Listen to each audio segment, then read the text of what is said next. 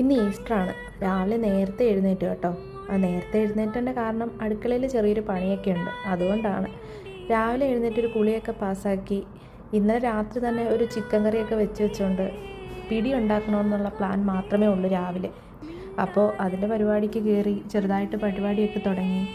ഐസപ്പൻ ഉറക്കമായിരുന്നതുകൊണ്ട് രാവിലെ അടുക്കളയിലൊന്നും ശല്യപ്പെടുത്താൻ വന്നില്ല. ഇല്ലെങ്കിൽ ഇടയ്ക്കിടയ്ക്ക് മമ്മീന്നും പറഞ്ഞ് വിളിച്ചുകൊണ്ട് വരും. അപ്പോൾ എന്താണെങ്കിലും രാവിലെ ബ്രേക്ക്ഫാസ്റ്റ് ഉണ്ടാക്കി, പിടിയും കോഴിയും.